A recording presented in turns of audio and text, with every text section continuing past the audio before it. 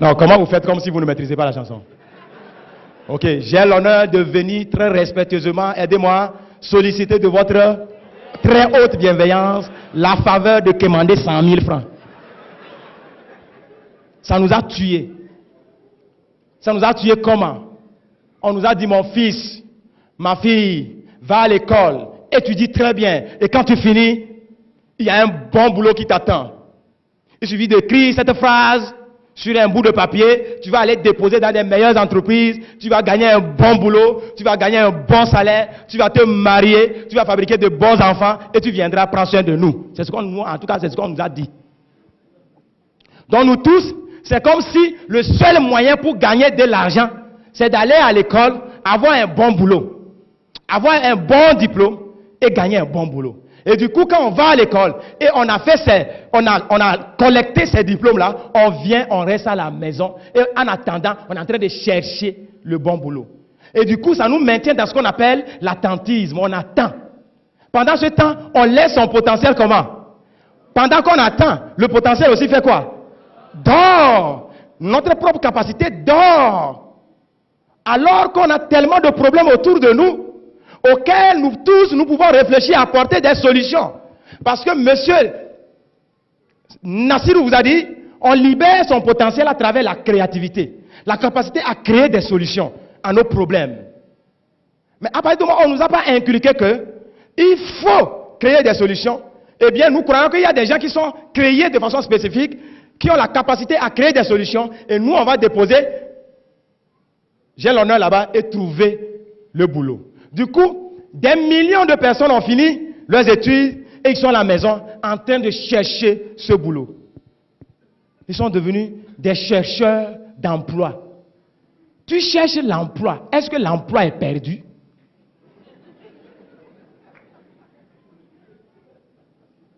Au lieu qu'on forme, excusez-moi, au lieu qu'on forme des créateurs d'emplois, les créateurs de solutions, les créateurs de travail, on forme des chercheurs d'emplois. Donc du coup, beaucoup d'entre vous, les parents, vous avez dépensé des millions pour l'éducation de vos enfants, ils ont fini, ils sont revenus à la maison, ils deviennent encore une charge à la maison. Puisqu'on lui a dit, il faut trouver un bon boulot. Au lieu qu'on lui inculque qu'il a toutes les capacités, quand il finit l'école, s'il n'a pas trouvé le boulot, il n'a qu'à créer lui-même son propre boulot. Et on attend. Oh, mesdames et messieurs, quand tu attends, tes problèmes aussi t'attendent. On va dire ça ensemble. Si tu attends, ça t'attend. Notez ça. On va répéter. Si tu attends, ça t'attend. C'est-à-dire, si tu attends, ça t'attend, ça veut dire, si tu attends, tes problèmes aussi t'attendent. C'est-à-dire, si tu ne fais rien, tu vas avoir beaucoup de problèmes, tu vas avoir envie d'avoir, de satisfaire à tes besoins, mais tu ne peux pas, tu vas souffrir. Donc, tes problèmes aussi attendent. J'étais en Côte d'Ivoire, quand j'ai dit, si tu attends, ça t'attend, il y a un monsieur qui a dit, non, si tu attends, Satan t'attend. Satan représente quoi? La souffrance. Si tu attends, Satan t'attend au carrefour. Les problèmes t'attendent. À 30 ans, tu vas avoir le stress et tu vas mourir de diabète, de tension.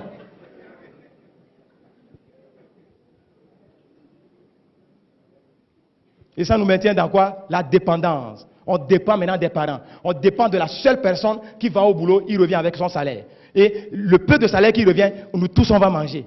Regardez, mesdames et messieurs, nous avons eu même des parents qui n'ont jamais été à l'école, mais ils ont su gagner de l'argent pour nous envoyer à l'école. La plus forte raison, vous et moi qui avions été à l'école, qui connaissent maintenant comment s'exprimer en français, on doit gagner l'argent. Gagner de l'argent ne doit pas être conditionné par les diplômes.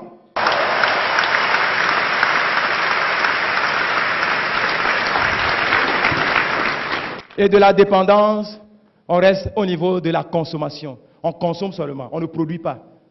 Et quand on ne produit pas, on ne crée pas des solutions, on se maintient dans la pauvreté, mesdames et messieurs. Et puisque il y a deux C dans la vie, il y a les créateurs et puis il y a les consommateurs. Les créateurs, les Chinois, ils créent des solutions et ils nous envoient les solutions. Les consommateurs achètent quoi? Les solutions. Les consommateurs ne font que sortir leur argent. Leur argent, et les plus riches, c'est ceux qui vendent leurs solutions, c'est-à-dire qui font preuve de créativité, qui sont en train de libérer leur potentiel. Libère ton potentiel. Dis à ton frère, libère ton potentiel. Libère ton potentiel. Sois créative. Sois créatif. Sois une solution pour les autres. Alors, vous allez dire vous-même, je libère le plein de mon potentiel. Alors, quand je vais dire ton potentiel, c'est ça le nom de l'entreprise. C'est-à-dire, il faut être au top de tes capacités. Top, quand je vais dire ton potentiel, tu dis, je libère le plein de mon potentiel. Ton potentiel. Je libère le plein de mon potentiel. Oh non, ce n'est pas chaud, ce n'est pas chaud. C'est comme si vous aviez peur de libérer toutes vos capacités. Ton potentiel. Je libère le plein de mon potentiel. Ton potentiel. Je libère le plein de mon potentiel. Ton potentiel. Je libère le plein de mon potentiel. Ton potentiel. Je libère le plein de mon potentiel. Mais vous savez, cette mentalité est propre à l'Afrique francophone. C'est vrai, nous disons depuis là que l'Afrique est en retard, mais je vous dis, au moins l'Afrique anglophone est en avance sur nous. Qui est d'accord? Au moins. Quand vous prenez Afrique du Sud, quand vous prenez Kenya, quand vous prenez Ghana, quand vous prenez Nigeria, c'est vrai, on est tous en Afrique, mais au moins pour eux est mieux. Tout simplement parce qu'ils font preuve de créativité.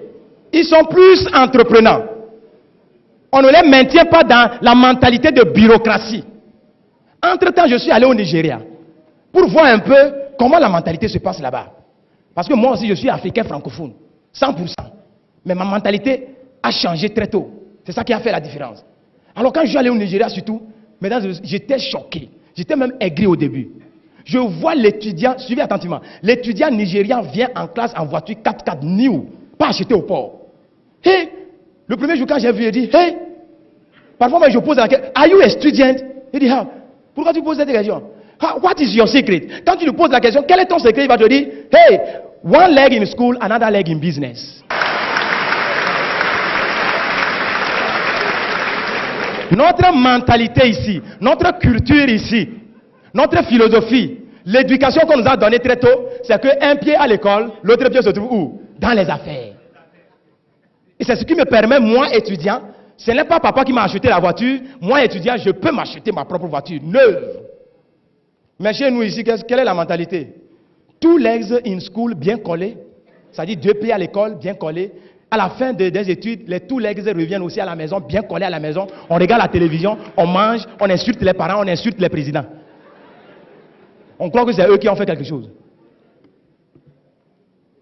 Maintenant, l'anglophone, quand il a fini ses études, étant donné que l'habitude est une seconde nature, s'il cherche l'emploi et il trouve cet emploi, il le fait très bien. Parce qu'il se dit, ça c'est ma contribution en tant que fonctionnaire pour le développement de ma nation. Il le fait très bien. S'il est ingénieur en informatique, ingénieur en il le fait très bien, mais il fait toujours one leg in office, another leg in business. C'est ce qui lui permet de ne pas faire trop de prêts et construire sa maison, acheter sa voiture, s'occuper de ses enfants sans avoir les soucis financiers. Mais revenons chez nous, en Afrique francophone. Quand on a écrit j'ai l'honneur plus de 1000 fois, personne n'a répondu. Le jour où on gagne ce boulot, praise the Lord. Alléluia. Two legs in office, bien collés in office. Quand on finit, les two legs reviennent à la maison, bien collés. On regarde la télévision. On mange un peu.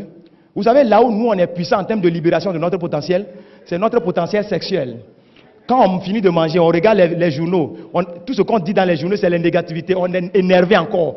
On va se coucher, on libère son potentiel sexuel sur la femme. Nos femmes en Afrique francophone sont tellement fécondes, elles attrapent rapidement, elles fabriquent beaucoup d'enfants. Et quand on fabrique beaucoup d'enfants, les conséquences, c'est que les charges s'augmentent. Quand les charges s'augmentent, le matin, on se réveille, on est énervé, on court, on va au bureau, on revient le soir, on regarde la télévision, on mange un peu. Quand on est stressé, le seul endroit où on peut libérer son stress, c'est sur la femme. On libère encore, la femme attrape, on fabrique encore plus d'enfants, on va au bureau, on revient le soir, on regarde la télévision, on mange un peu, on libère encore, la femme attrape. Au lieu de dire un peu non, les femmes aussi attrapent seulement. Et on a fabriqué tellement d'enfants, les charges ont augmenté, papa est stressé, actuellement il a 30 ans, mais il a tension, il a diabète, lui seul.